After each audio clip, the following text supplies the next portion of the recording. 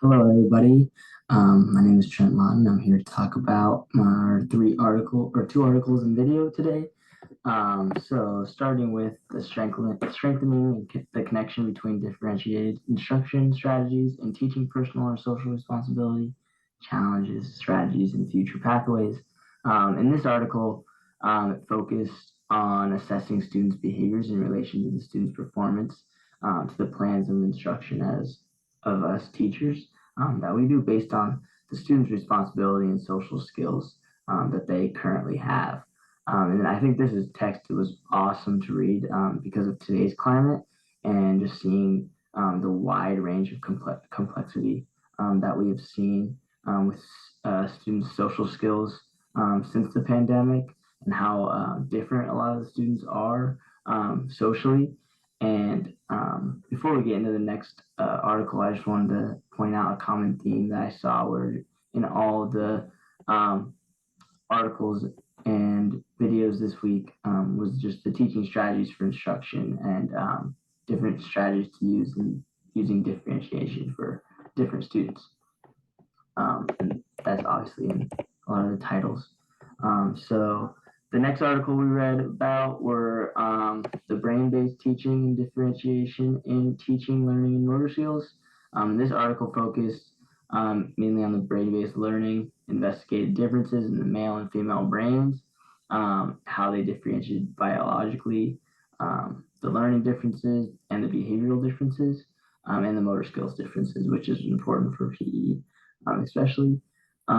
These strategies allow you to teach to the individual instead of like a whole group of some students, because some students need more encouragement and stuff like some students need more choice.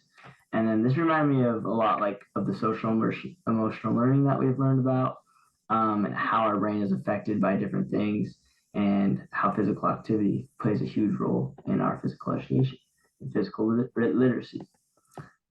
In the video, we talked about focused on 21st century skills. The video is called High Impact Instructional Strategies in Physical Education. And this involved critical thinking. 21st century skills are critical thinking, creativity, character and leadership, social and cultural awareness, initiative, and self-direction. Those are the main that I saw that's mainly directed with physical education. And kids need to compete with others with fast-growing technology and skills they talked about in the video. Um, and it talked about how we need to challenge our students to build relationships and how we need to have our lessons be relevant to the real world and foster that physical education literacy. They talked about how fitness is important to people's lives and how it's not necessarily physical education, but it's fitness and how we just want the kids to learn how to live a healthy life, not necessarily working out all the time. And then the high impact instruction they talked about was in creating a proper learning environment, working together, creating feedback and encouraging with recognition, which is really cool to hear, and then helping students understand like what proper, and then with um, helping students understand with proper questioning techniques as a teacher to spark thinking and helping students apply what they learn, and then planning instruction by building a community and a culture that values learning and creating stories, which was really cool. And then they talked about concept-based constructivism, which were just big ideas and big takeaways, um, and just valuing students' point of view and valuing their voice, um, and just giving them choice and giving them opportunity to take control of their own education. And then having evidence-based instruction and utilizing the activities they talked about a lesson that it was effective, which was really cool. 3 to 5 key concepts that I saw from each article and video. So starting with the first video, they talked about in the first kind of paragraph, considered more than physical education is more than just physical fitness and is needed to foster continuous engagement in physical activity and to promote a healthy lifestyle. I thought that was very interesting. and then Hellison's TPSR, so the teaching personal and social responsibility. They talked about a lot of Hellison's viewpoints in the article, and then another key takeaway was this tool of assessing responsibility, so the TARE, TRE, which there was 9 of them. They talked about them and made a graph about them.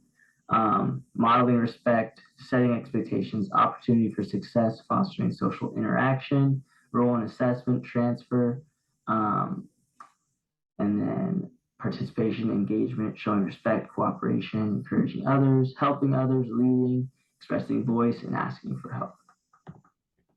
And then the brain-based teaching article, they had it in the behavioral differences table. They were vastly polar opposite, I noticed, between the male and female regarding transitions, emotions, and listening skills, which I thought was very interesting. And then biological differences in the male and female was a cool concept to see, because they are so different physically. And general information about the brain size highlighted that it's not indicative to any differences in functioning, which was cool to know. And then it also talked about the importance of the pedagogical teaching strategies. And there was a quote that I really liked was, "There is no difference in what boys and girls can learn, but there is a big difference between the best way to teach them."